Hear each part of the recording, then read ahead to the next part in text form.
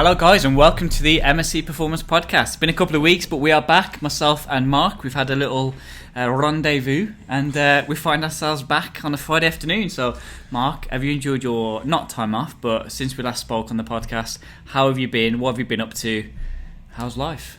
Yeah, I think it's with the podcast, it's been a great year for it, hasn't it? And I think just felt like a couple of weeks off would be a nice little break for us and probably for the listeners. And we're excited to go again for sure.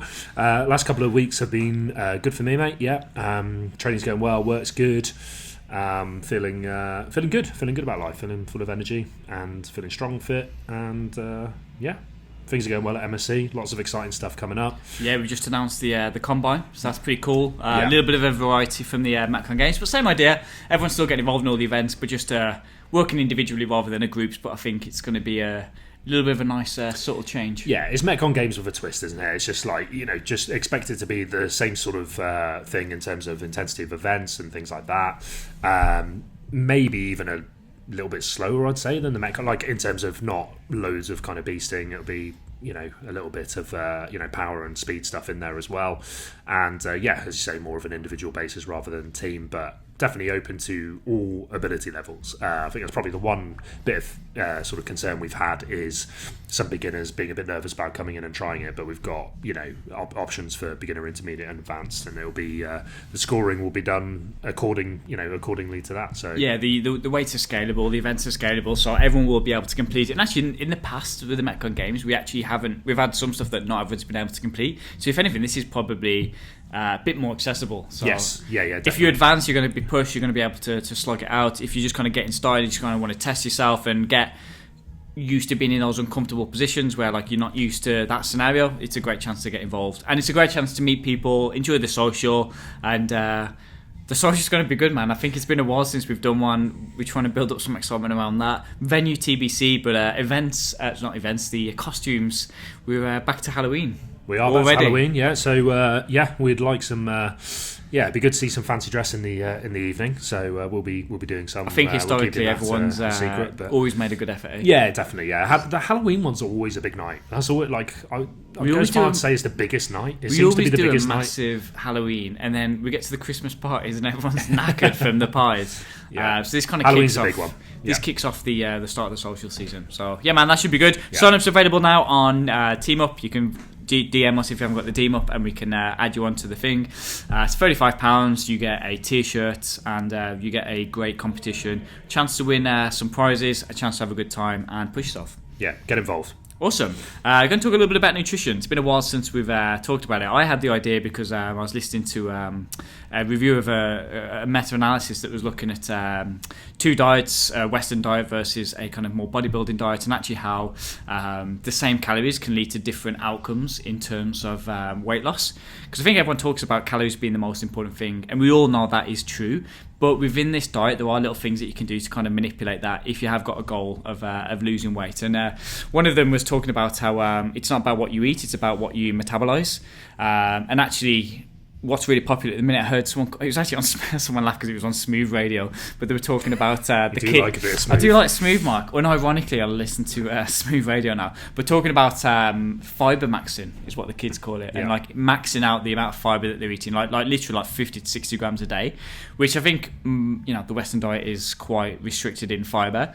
But your body doesn't metabolize the calories as much through fiber as it does your traditional carbs. So if your diet is higher in fiber, probably eating the same amount of calories is going to lead to more weight loss comparatively, or you're metabolizing less of the calories, I should have said.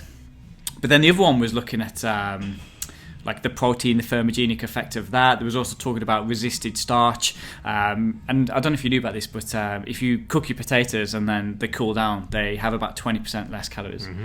Yeah. If you heat them back up, it reverses itself. But there's these little wins that can add up to like a... He compared, Eric Helms compared a bodybuilding style diet which was high in fibre, high in protein, which obviously we know protein's more thermogenic.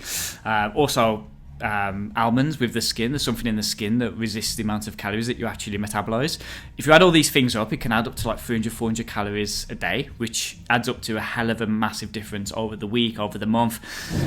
And I think it's really good that a while back, everyone was really popular in your if it fits your macros, eat whatever you want. Anything goes. You was Anything always, goes. I remember you was always anti against that. You hated it, and rightfully so. Like we all know now, it's swung back to health, and now all of a sudden everyone's like, well, actually, calories is the most important thing. But if two people eating 2,400 calories, one's going to be metabolizing a lot more than the others, depending on what their goals are. And I thought it was really interesting, and I wanted to know your opinions on it. Yeah, I'm pleased that it's swinging back this way in terms of the trend, because, as you say, like for a long time it was all about. There was initially the highlight of the importance of going back to basics and calories in, calories out, and it was good to see that. It was good to see, like, you know, it was coming off the back of a lot of like no carb diets and Atkins diet and restrict this and restrict that, and then people came in with like, actually it's about calories in, calories out, in terms of calories are king in terms of weight loss. So it was a good message. It was a good message initially, but it just as with a lot of things, just went way too far. And for me, there was just like absolutely no concern for like the quality of food you're putting in your body, the way people digest food, as you say, like no taking into account fiber, no taking into account the micronutrients, anything like that. So it was like, I think the message went too far, and it was very much like, well, you know, if you're looking to let's say 10% under your daily calorie allowance, for example, try and lose a bit of weight, so you're on 2,000 calories, and let's say 20%, you go 1,800 calories a day. Oh, you can eat. Mark. That is 10%. So I apologise. Quick maths. Like it'd be okay. I could just eat anything to get to 80. Like I can have a couple of packet crisps. I can have like a bit of fruit, or maybe I won't have a bit of fruit because of the calories, etc., etc. And like there was no, for me, account to like quality of nutrition, and as you say, like the little micro factors within that. Yeah, 100%.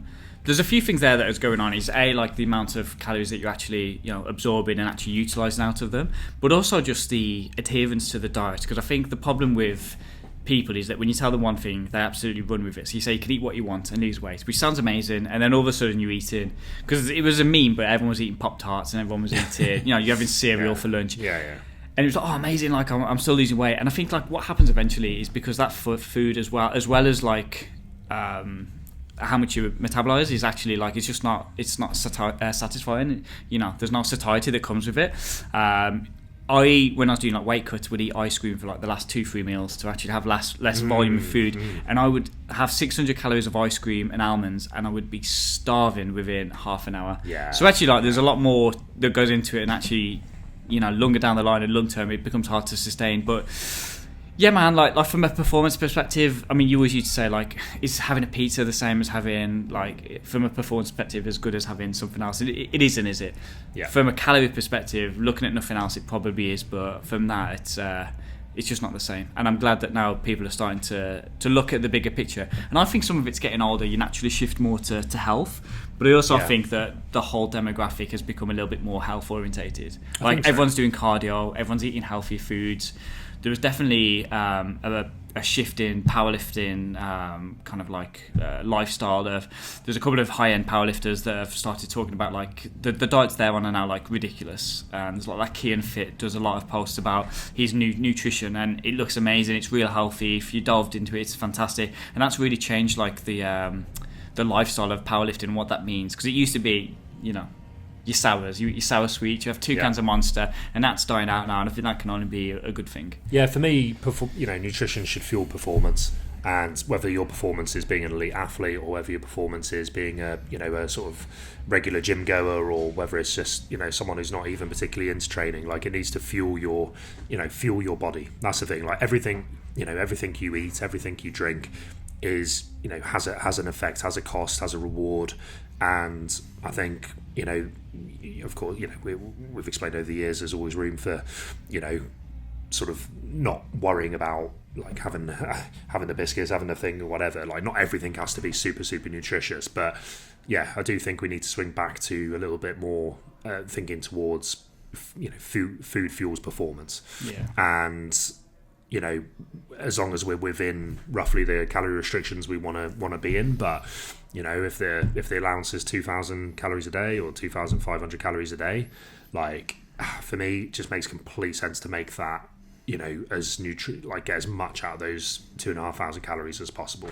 Make them as nutritionally dense, as nutritionally valuable as you possibly can to fuel the body in the right way, the right amount of protein to repair and build muscle, the right amount of right balance of carbohydrates and fats, to give us the energy that we need to perform at a high level, and again, whether that high level, that doesn't necessarily mean high level sports performance or high level gym performance, but to give you the energy to get to work and work effectively, to have the brain power throughout the day, to be able to come in and do a lunchtime metcon, to be able to look after the kids, to compete at a good level of sport, use the bank account that you have to 2,500 calories a day, for example, to best fuel that body as much as you can. So I like this trend that we're going back to a little bit, and I think you can definitely see people being a bit more aware, and as you say, little ways of little subtle things we can do to decrease calories in this and increase calories in that. I remember doing a podcast, a blog a while back about these 1% wins and stacking them up, and it becomes 10%. These are small things, the protein is a very small thermogenic effect, but it kind of, like I said, 300 calories a day is absolutely no joke, man. That's 2,000 for the week. It adds up to be loads. What do you think about the causation effect as well of eating healthier in terms of adherence in the gym, adherence to actually sticking to the diet? You obviously feel a little bit better when you're eating healthily, you're eating whole foods, you're eating food that supports your training. What do you think about the causation of that? I think it's huge. I think you look at any successful person when it comes to health and performance, and even work or anything like that, it's about habit stacking, and I think when you're eating good, you feel good, right? And if you feel good, you're going to go and train, you're going to have that bit more energy to go out for that walk, you're going to have a bit more energy to get that work done at the desk, a bit more brain power, a bit more energy. So I think it's absolutely massive. I think it has a massive knock-on effect if you're eating well. If you've ever gone through a little period where you're eating, you're just eating bad, you're not really considering what you put in your body, you don't have any fruit and veg for a bit, things you just feel terrible, man. You feel terrible. And an example I always use for myself is when I've had bad injuries before, in rugby, I always have a couple of days where I allow myself to have a bit of a piss and a moan and be annoyed at the world, all that sort of thing, and I'll just eat whatever I want. It's almost just a bit let's get a bit of joy by eating loads of shit, which funny enough I don't really get massive joy from doing that, so it's a bit silly. And then you get sort of a couple of days in just feeling rough, man, feeling horrible. It's kind of guessing out your system, and then you're ready to go. And then you're ready to go. And then all of a sudden, you start eating well, you're starting to feel a bit more positive about your body, you start moving a bit more, and everything just links in for me. You get up, you have that healthy breakfast, you go to work with a bit more bounce, you're more likely to, if you're keeping an eye on your diet, you're more likely to go to the gym. It's okay, I'm eating well, let's supplement this with, whereas if you're eating bad, what's the point in going to the gym? What's the point in doing the steps? I think it has a knock-on effect. And I think being successful in anything is about habit stacking, and it's about, sustainability, consistency, routine. If you take a high level performer, for example, if you think about one of our powerlifters, they're coming in to do a session, or a Metconner, they come in to do a session, you want that session to be of the highest quality you possibly can. So it doesn't necessarily mean you're going to work 100% effort, but you want it to be a clean session, you want it to be a good session, a positive session, and you come in towards that, you want to eat well, you want to eat nutritious food that's going to give you the right energy to go and perform that session as best as you can. And then when you have those days where you're not eating right, you're not timing your food right, it feels horrible. An example I can think of was a few weeks ago when I came to play basketball with you guys on a Thursday afternoon, and I'd met a friend for a bit of breakfast. It was a bit later than I thought, and treated myself to a little full English. And about 45 minutes later, I was playing basketball. Well, not even that, about half an hour later, I was playing basketball, and I felt rotten, obviously. And I was really pissed off afterwards, because I was okay, that's my one time a week where I'm going out and playing sport at the moment. And I ruined it with some bad nutrition. I was really annoyed with myself. you know, I had a great time with a friend, don't get me wrong, but like the choice of food and the timing was like, man, and then that's gone, that session's gone, you waste it. So I think, yeah, it all stacks up. Big time. Based off like the these recommendations, I mean, we know from like a body composition, it's, you know, calories is king. And we've always gone for a protein target, calorie target, activity. Outside of that, are you big into like taking into account the fiber? You're big into like having a fiber target, or are you just trying to encourage people to eat fibrous foods? God, how does that look for you? Probably the latter. I'm not like so big on setting specific targets for myself, but like I'm probably at a stage now where I just know.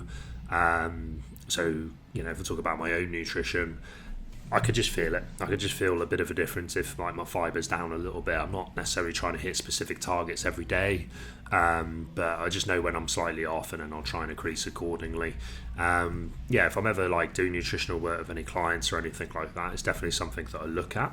And again, I think like, you know, I think this is where coaching, you know, really becomes coaching, is you take the individual into account. And some individuals need a target, and they need a specific thing, you know, whether it's X amount of protein, you know, X amount of fiber. They need a bit more structure and guidance than some other people, and with that in mind, that's a bit dependent on the client, for example. So for me, I don't calorie count for myself. I go back to it like once every year or two. I have a little check-in and just see where I'm at, but I'm experienced enough now to know, you know, within 10% where I'm at, and I'm not looking for weight gain or weight loss. And with some clients, like that's all they need is like, look, just check your fiber intake if certain things aren't quite clicking. And you know, for some they need obviously a bit more accountability. So some targets would be useful. What about yourself? I've always had a priority. I personally don't track either. Again, I've tracked for a long time. I just check in. You did track for a long time, didn't you? Yeah. But now, like, every so often I'm like, okay, this is roughly what I want to be eating. I'll check it in and it'll be exactly the same. Because I think once you understand portion control and portion sizes, it's pretty easy to get it where you want it to be. I think it's worthwhile checking in, but I think the whole point of tracking is to just learn. The goal is to understand what you eat in, what it actually adds up to, and then not have to do that, and then just make better informed decisions. So for that, I don't track anymore. I don't particularly have a fibre target, but I try and have at least like a fruit and veg with every meal, and then I try and have snacks as fruit and veg. So I don't specifically have a target, but I just try and eat like fibrous foods and try and eat as good quality whole foods as I can, and try and stick to that really. But I do think it's a good idea to try and, you know, push the fibre up. I think the key like from this is just like, if you've got a protein target, or like, you know that you should be eating more protein, not going from like, I don't know, 30 grams or 40 grams of protein a day right up to the recommended 1.6 to 2.2, and not going from 10 grams of fiber to 50 grams, because that's going to be problematic. But I think like just gradually building things up over time and being aware of it is probably a good starting point. And I think the big takeaway from this is just like, if you are struggling with like, you know, you're on reduced calories and you're not seeing weight loss, like maybe looking into these things, because I think there's a couple of things there that will definitely help, both in terms of compliance to the diet of eating whole quality foods, a bit more fibrous foods, but also let's say that you actually aren't losing weight on a certain amount of calories, your activity, everything else is in check. These little small wins can be enough to kind of just get the needle moving and just to bring back like how positive you feel about everything. I've seen some people that are on like super low calories saying they're not losing weight, and it might be they're not tracking properly or whatever, but I personally can't recommend to go lower. But I'd feel comfortable to say, well, actually swap your carb source to potato salad that you've already cooked, and I'd feel comfortable saying swap your carbs to more fibrous foods and veg, man. Snack on some almonds. I'd feel really comfortable in doing that, because I know that's a positive thing. So I think that's a nice little takeaway. It's like, if you are struggling with the calories, like these little subtle changes could probably do enough to get the needle moving, and that's enough then to see some success, keep you motivated, and to keep your adherence to the diet high. Yeah, definitely. I think, in this country we don't eat a lot of fruit. That's something I think, and the advantage of having a Colombian wife is that all she eats is fruit, so it's quite easy for me to hit those targets. But like, you know, I've never seen too many people putting on weight or not able to lose weight by eating too much fruit. I know like there's calories in there and stuff like that, and it is possible, but I've heard some people recommending no tomatoes, Mark, but I don't know anyone that's over it on tomatoes. But exactly. So get your fruit and veg in, and you'll feel good. And again, like going back to it's not necessarily all about trying to cram those calories down as much as possible as well. It's about quality of nutrition and performance. So you're eating your fruit, you're eating your veg, you're getting your protein targets, you're going to have more energy, you're going to perform better in the gym, you're going to be able to increase your activity levels because you're eating good food and maybe you're not crashing your calories completely. Like at the end of the day, if we're looking for weight loss, we're just looking for that deficit. Yeah. So if the activity levels are higher, then obviously that's given us a bit more wiggle room, and why not just have a slightly we never completely crash people on their calories. We encourage people to have a healthy amount of calories and a healthy amount of exercise. Feel good about yourself. There you go. I think that's a nice place to leave it. Happy. Thanks for listening, guys, and we will catch you on the next one. If you have any topics or anything that you wanted us to mention, let us know. We have a couple of topics lined up, a couple of guests, so we're really excited to get stuck into it. So we will speak to you on the next one. Lovely. Thanks, guys.